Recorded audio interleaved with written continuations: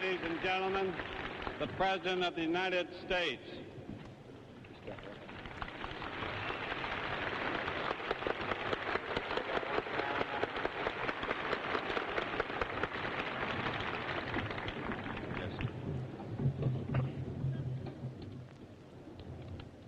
Everyone will be seated.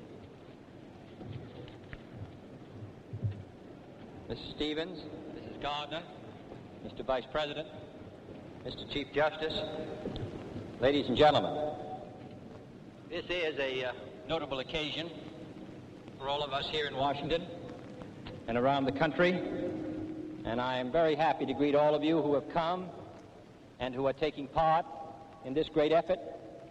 I hope that you're as proud of it as I am, and we're particularly pleased to have with us as our guest tonight from Augusta, Georgia, the man under whose administration this project was started and who has given it wholehearted support. Ladies and gentlemen, General Eisenhower.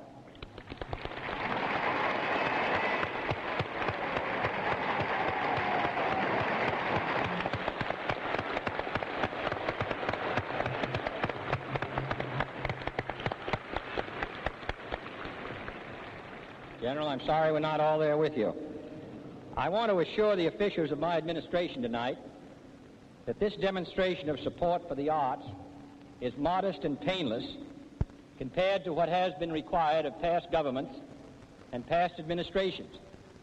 In 1664, Louis XIV, in his own efforts to encourage the arts, donned brilliant tights and played in a drama called Furious Roland before a happy court.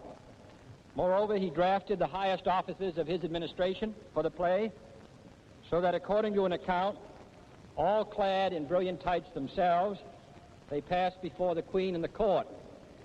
This was suggested tonight, but for some reason or other, the committee turned it down. But we're glad to be here in any case. And we're glad to be the guests of honor of the representatives of much of the finest in American culture and much of the finest in American life. And we're very much indebted to all the artists who have so willingly taken part in this work tonight. For when Thomas Jefferson wrote that the one thing which from the heart he envied certain other nations, and that was their art, he spoke from a deep understanding of the enduring sources of national greatness and national achievement. But our culture and art do not speak to America alone.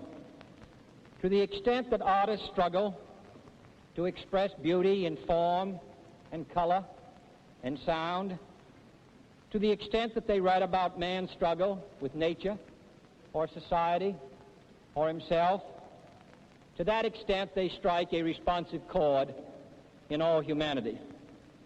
Today, Sophocles speaks to us from more than 2,000 years.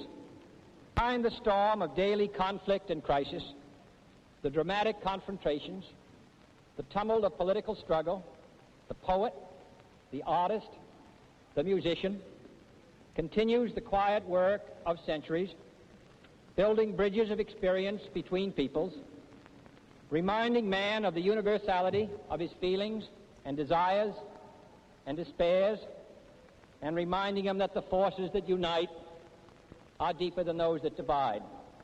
Democratic society, we have a special responsibility to the arts, for art is the great democrat, calling forth creative genius from every sector of society, disregarding race or religion or wealth or color. The mere accumulation of wealth and power is available to the dictator and the democrat alike. What freedom alone can bring is the liberation of the human mind and spirit, which finds its greatest flowering in the free society. Thus, in our fulfillment of these responsibilities towards the art lie our unique achievement as a free society. Thank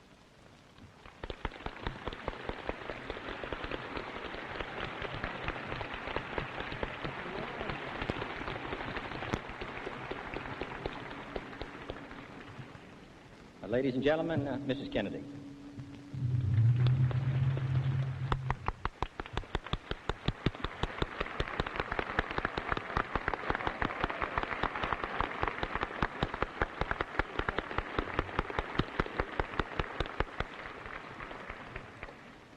Tonight seems to be at long last the beginning of what for so long has really been just a hope or a dream. I know there still is an enormous amount of work to be done before Mr. Stone's beautiful building rises beside the Potomac. But I hope that by this spring, ground will be broken and they will start to build a wall of the center. For that will be a reward to all who have worked so hard for tonight, and it will be an encouragement to all of us who must keep on working until the center truly exists. I would now like to introduce Mrs. Eisenhower. We've served together as Honorary Co-Chairman of the National Cultural Center, and no one cares more about its completion than she does. The television will now take you to Augusta, Mrs. Eisenhower.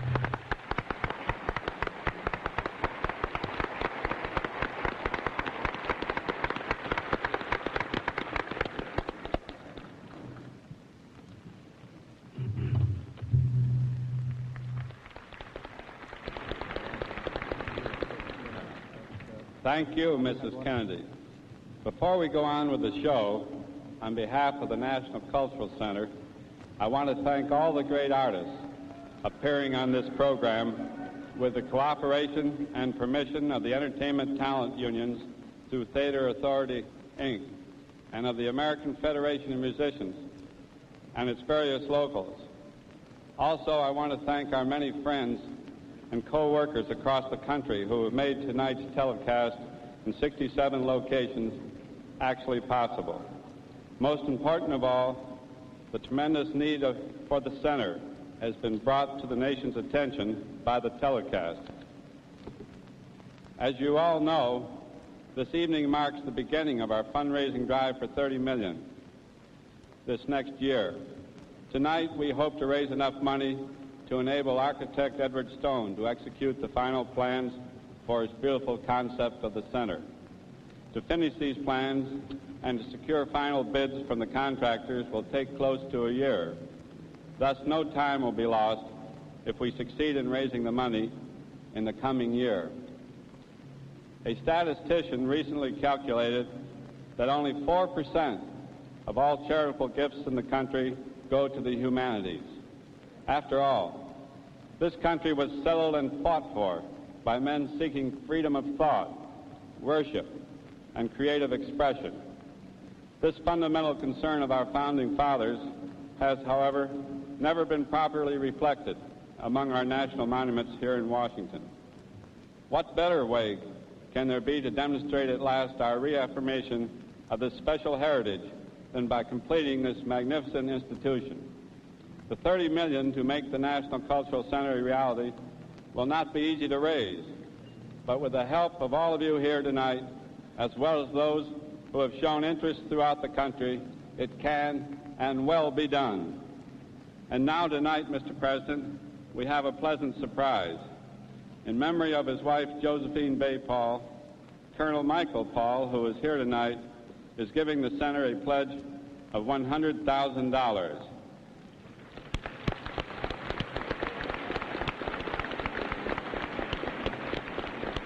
This will be used to start the newly formed Arts Committee, which will hold an auction next November, the proceeds of which will go to the Cultural Center. At that time, Colonel Paul expects to donate one of the paintings from his own collection. Colonel Paul.